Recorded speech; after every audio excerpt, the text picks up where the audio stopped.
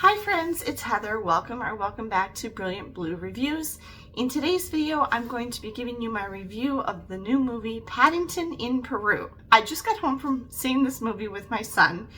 It was in a very empty movie theater. It's a Monday afternoon. It's actually President's Day today. This movie was released just this past Friday on February 14th, 2025, so it's only been out for a few days. This is the third Paddington movie. I enjoyed the first two Paddington movies fine. I wasn't really sure what to expect with this third one, but it was absolutely delightful. I totally loved it, and I'm going to give it 5 out of 5. And I definitely think that this one, Paddington in Peru, was my favorite of the three Paddington movies. Ben Whishaw reprises his role as the voice of Paddington.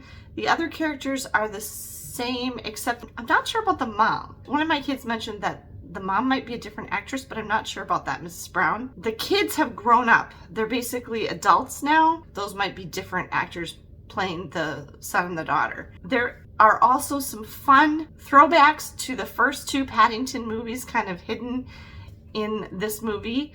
And there is a fun cameo from one of the previous Paddington movies at the very end. You don't have to stay through the credits. It's kind of like right at the credits, but that was kind of a fun way to end the movie. This was an absolutely delightful family adventure film, I would call it.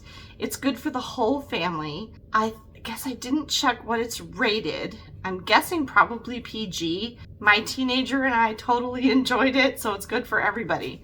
There's no profanity. There is like kind of the very subtle, barely there inference of drinking alcohol, but like most kids wouldn't even pick up on it.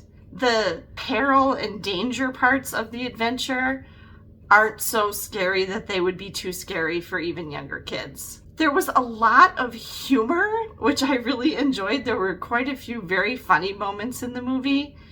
And the story ended up being something very touching, which I really, really enjoyed. The plot of this movie is that the Brown family has grown up, and the daughter, I can't remember their names now, but she's about to leave for college, and she's in the process of choosing a university to go to. And that's something that I'm very familiar with because I'm now doing that with my third and youngest child. So I've gone through this process 3 times. Their son has kind of become, I guess he always had this quality about him, but he's just become more of an inventor. He's always creating stuff, but he's kind of just spending all of his time in his room. And the parents, Mr. and Mrs. Brown, are sort of lamenting the fact that their nest is about to be empty, and that in these last few years before their kids leave the nest, that they don't really spend any time together as a family. So it kind of has that whole theme to it of them wanting to spend time together as a family, and about like, what does your family mean to you, your family of origin, the family that you're from. I was especially delighted because there is not only this whole new element of them all going to Peru, which is really fun and exciting, but there's a whole bunch of London stuff too. And I absolutely love London. I lived in London in university. It's probably my favorite city in the world. And so I was really excited about there's some London stuff too. The plot kind of centers around the fact that Paddington gets a letter from the Mother Superior at the home for retired bears where his Aunt Lucy lives, saying that she seems to really miss him and that they're very worried about her. At the beginning of the movie, Paddington gets his British passport, and this is a very exciting milestone for him because he's now a full-fledged British citizen. And there's also a little flashback at the very beginning of the movie to when Paddington was a cub and how he found his way to Aunt Lucy because he was orphaned, and how did he get to her. And so that's kind of shown and explained how their relationship started. The movie introduces a number of new characters, all of who were quite a lot of fun. The sisters at the home for retired bears, including Olivia Colman in the role of the Mother Superior, and she was an absolute hoot. I think she was my favorite character in this movie.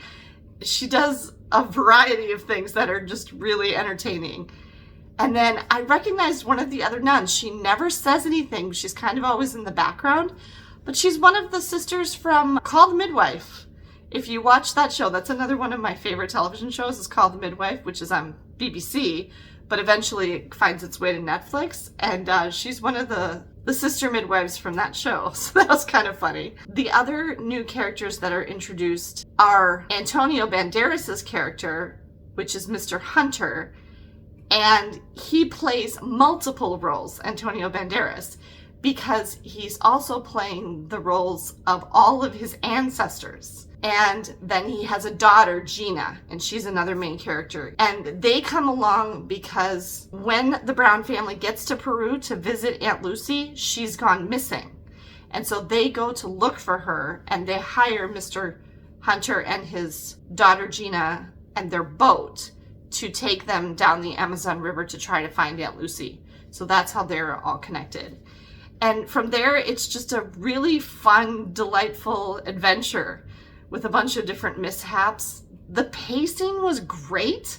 It didn't feel slow at any point. I mean, it speeds up and down, but you hardly paid attention to the time. It was really good. It was a great length. Again, a nice combination of a touching family story, fun adventure story, comedy. It was great. It was very entertaining. The visuals, really colorful, bright, all around just a great family movie, and I would highly recommend Paddington in Peru. It's in theaters now. Thanks so much for taking the time to watch my review. Have a great day, everyone, and I'll see you next time.